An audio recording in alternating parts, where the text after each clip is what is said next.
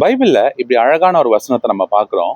ரோமர் 12வது அதிகாரம் 19ல இருந்து 21 நம்ம வாசிச்சோம் அப்படின்னா, அதுல கடைசி வசனம் நமக்கு என்ன சொல்லுது அப்படின்னா, நீ தீமையினால வெல்லப்படாம தீமையில நன்மையினால வெல்லு அப்படின்னு அந்த வசனம் நமக்கு சொல்லுது. எப்படி நம்ம தீமையை வந்து நன்மையினால வெல்றது அப்படின்னு பார்த்தோம்னா, அதுக்கு முன்னாடி நம்ம இருக்கக்கூடிய வசனங்களெல்லாம் நம்ம பார்த்தோம் அப்படின்னா, முதல்ல நமக்கு என்ன அப்படின்னா, ஒருவருக்கு நீங்க தீமைக்கு தீமை செய்யாதீங்க அப்படின்னு ஒரு ஸ்ட்ராங்கான ஒரு கமாண்ட் அங்க நமக்கு கொடுக்குறாங்க.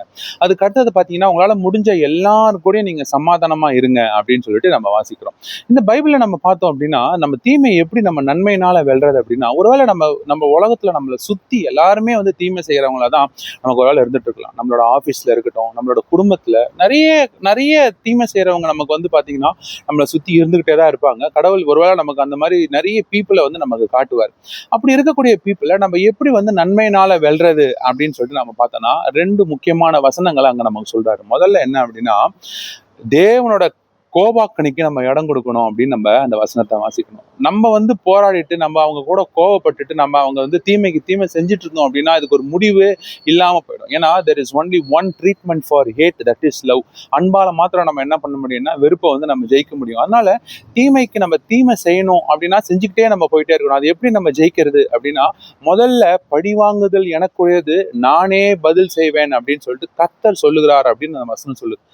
கடவுள்கிட்ட நம்ம விட்டுடுவோம். அவருக்கு நம்ம என்ன வசனம் இருக்குன்னா, கோபாக்கினிக்கு இடம் கொடுக்கணும். அவரோட கோபாக்கினிக்கு நம்ம இடம் கொடுப்போம். நம்ம ஏன் கோபப்பட்டுட்டு எல்லாரையும் நம்ம வந்து போய் நம்ம வந்து பழி வாங்கணும் அப்படின்னு நம்ம நினைக்கிறத விட, அவரோட கோபாக்கினிக்கு நம்ம இடம் கொடுக்கணும். அவரோட கோபாக்கினிக்கு நம்ம இடம் கொடுக்கும்போது பைபிள் என்ன சொல்லுதுன்னா, தேவனோட கரத்துல இருந்து வெல்றது ரொம்ப பயமா இருக்கும், பயங்கரமா இருக்கும் அப்படின்னு அந்த வசனம் நமக்கு சொல்லுது. அப்போ அவர் கையில நம்ம கொடுத்துடணும். அவரோட கோபாக்கினிக்கு நம்ம இடம் கொடுக்கணும். நம்ம கோபாக்கினிக்கு நம்ம இடம் கொடுக்க கூடாது.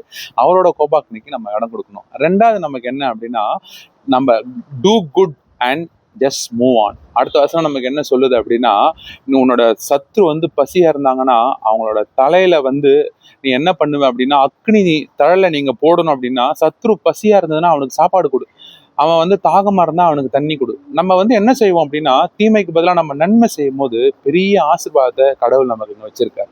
அதனால நம்ம தீமையினால வெல்லப்படாம தீமையை நன்மையினால வெல்லாமா அவரோட கிருபையினால